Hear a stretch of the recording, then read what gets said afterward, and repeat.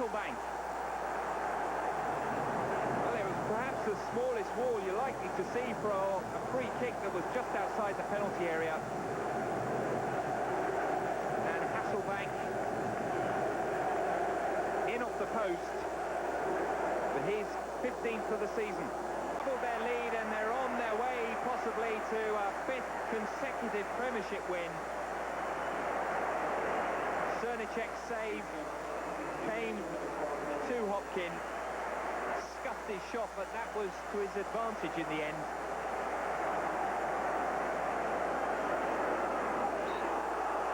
Free kick. Just forced it over the line. And there's no reprieve from the referee's whistle this time. Keller's free kick. Contentious free kick, possibly. Foe knocked it down, and Kitson got it in just, but clearly over the line. Simple. Well, he couldn't really call it route one. It was a long, precise pass, and then a blast of a finish from Ray Parlour. Well, if there is a spurt berth in the next England midfield, Ray Parlour may well be the man. No, will Everton's fight be to no avail? It's Bergkamp. Oh, sneaks it in.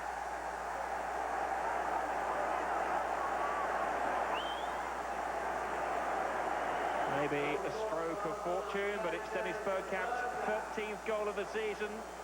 His 4th in 5 games. His 3rd of the week. Arsenal's 2nd. And surely the game is the Gunners now. It's going to be Solano! Oh, yes! What a goal! By Norberto Solano!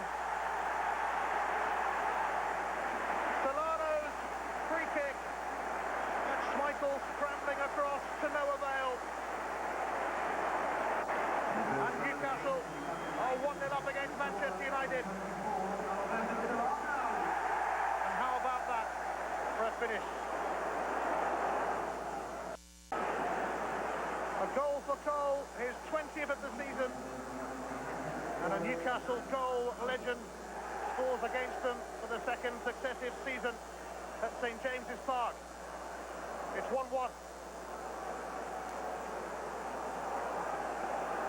Berg split on. It was a bit of a scramble from there on in. But you kind of knew Andy Cole would be in where it mattered. Manchester United are 2-1 up. Just watch that from David Beckham. If you thought that was good, this wasn't bad either. And in nipped Andy Cole. And Manchester United, having fallen a goal behind here at St James's Park, are now in front. Memory for both Brian Kidd and Blackburn as the Rovers players and fans face up to the prospect of relegation, only 4 years after winning the title. I think they won it too early, but I think we'll bounce back. I think maybe there was worldly good, like when Man U went down in the 70s and they come back stronger. I think that's what'll happen. I think it's just a combination of the injuries and the suspensions and things like that. I mean, I know we didn't play well at the start of the season under Hodgson, but I don't actually put all that down to Hodgson. I think that was part of it was the players' fault.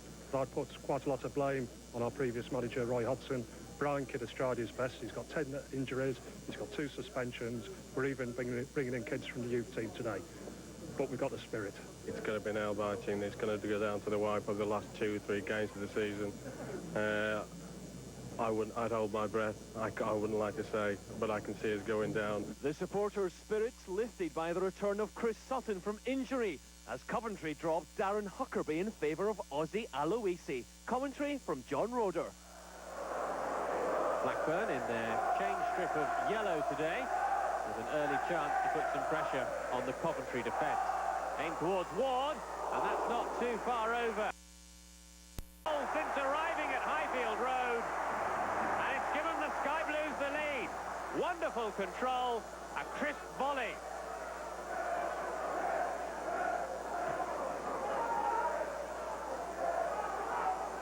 Burrows clears it. Telfer. Coventry can't keep possession. Aim towards Chris Sutton. Down for Ashley Ward! All this season, and how valuable could that prove to be? Jason Wilcox levels the scores at 1 apiece. A draw, not exactly. If Leicester have got one eye on the Worthington Cup final, the other might just be glimpsing the relegation zone. Steve Guppy came close early on for Leicester, but they'll be frustrated at their failure to beat Charlton, a failure which leaves them close enough to the bottom to still get sucked in. Another cause of frustration will be that they let the lead slip, particularly after the quality of their goal. Neil Lennon, the man on song. Charlton's attempts at salvaging a point seemed doomed when Keith Jones' foul on Emil Heskey earned him a second yellow card.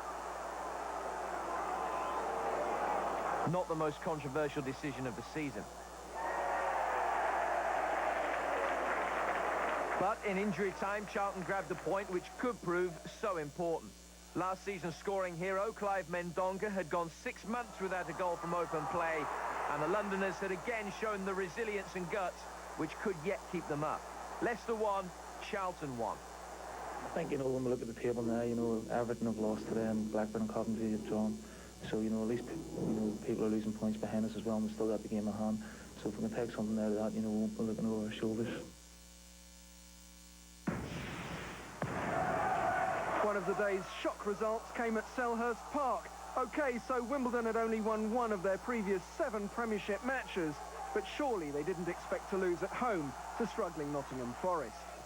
Alan Rodgers' second goal of the season may have had a touch of good fortune about it, but when you're in Forest's position, you need a bit of luck.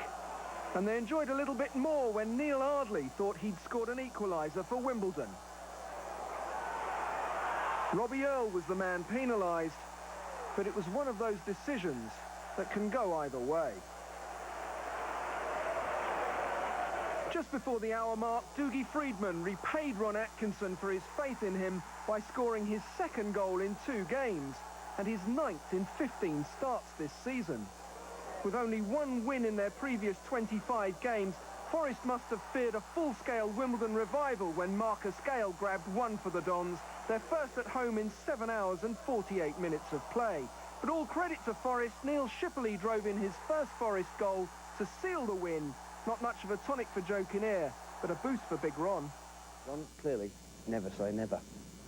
Who knows? Who knows? I mean, I've been saying that, and since I've been at the club, I mean, since the day I walked in, everybody going, well, I don't know what you've come for, you're down. But you never know. You never know. Yeah, we're looking down the barrel or whatever, but you never know, do you? Aston Villa will be glad they had such a good start to the season, because they've now taken just 1 point from a possible 21 after their 6 defeat in 7 games. Gary Ginola was their tormentor-in-chief, particularly in the first half. But neither Les Ferdinand nor Chris Armstrong could make the most of quality service from Ginola and Steve Carr. Villa's new boy Steve Stone gradually got to grips with Ginola, and by the second half he was less of an influence for George Graham's men. Spurs were denied their first Premiership penalty at White Hart Lane for 18 months when Ricky Schumacher clashed with Ferdinand, and a furious Graham was forced into a triple substitution 10 minutes from time. One of those subs, Stefan Everson, set up the game's only goal. And Tim Sherwood, who got the winner for Blackburn 2 minutes from time the last time he played Villa, came up with a repeat. Mark Bosnich's appeals for handball went unheeded, and Villa are desperate for any form of helping hand at the moment. Tottenham 1, Aston Villa 0. Liverpool's defence comes in for a fair bit of criticism, and most of it is fair. Dion Burton got ahead of Rigobert Song, and Derby were ahead. That's 8 Premiership goals for Derby's top scorer so far this campaign. We've all seen how dangerous Michael Owen can be when he runs at defenders, so the Derby defence can't claim not to have had prior warning. A penalty was Graham Barber's decision, and Robbie Fowler didn't waste the opportunity to equalise. But just before the break, Derby had the lead again. Paulo Wanchop scored the only goal when these teams met at Anfield, and his header put the Rams on their way to a first double over Liverpool for 29 seasons. Wanchop just loves playing against Liverpool, and his third goal this season against them, and fourth since coming here from Costa Rica, made the point safe. But again, you'd have to ask where the defenders were. And it could have been even worse. Francesco Baiano hit the post, and somehow Lars Bohinen didn't score from the rebound. It's easy to see how Liverpool have failed to keep a clean sheet in their last 7 Premiership games. Robbie Fowler completed the scoring when he turned in Dominic Matteo's cross for his 12th league goal this season, but it couldn't stop Derby recording a third successive win over the Reds for the first time since 1938. Well, he is all over the place. He gets the low cross here. Hamilton Ricard will drop it back to Gianluca Festa. We've got more postal action. But then Nickelbeck finally gets away from the post and into the net. The Danish international with the easy goal. The ball bounced off the post right to him. The Southampton defense just admiring the effort. And it's 1-0. Then just 2 minutes later, to the 46th minute, goalkeeper Mark Schwarzer rolls it out to Robbie Stockdale. Stockdale again sends a long ball over the top to Hamilton Ricard. Ricard tiptoes around Paul Jones, and that's all she wrote. Ricard, 11th league goal of the season. He getting the love there from the fans. Indecision by Jones. Ricard without a goal in 3 months, but right before the half, he comes through. Nice work. Jones, well, could do nothing after he flopped. Now we go to second half action. 63rd minute here. Andy Townsend with the corner kick. It'll bounce out to Steve Vickers. And Vickers volleys it home. He's online. He's surfing the net. The big defender does it. He doesn't score many, but he'll enjoy this one. Vickers, his first goal of the season.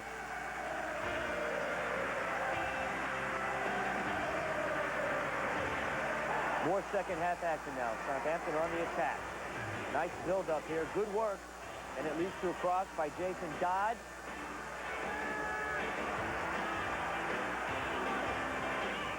Oh. Mark Hughes the header, but Mark Schwarzer the save. Hughes is still looking for his first goal for Southampton. He will not get it here. The big Aussie keeper gets his hands on it and pulls it down. Schwarzer with a lockdown on the net. Southampton attacking again. Hassan Patchul plays 1-2 with Chris Marsden. And then it is Oscar time, you know. So we got a little play acting for you. Oh, he'll be up for consideration for that one. Gianluca Festa with the foul. Southampton with the direct kick. Matt Letitia, his favorite area. He will take it. Letitia ready to rumble. Mark Schwarzer ready for it as well. Letitia fires. No! Right at Schwarzer.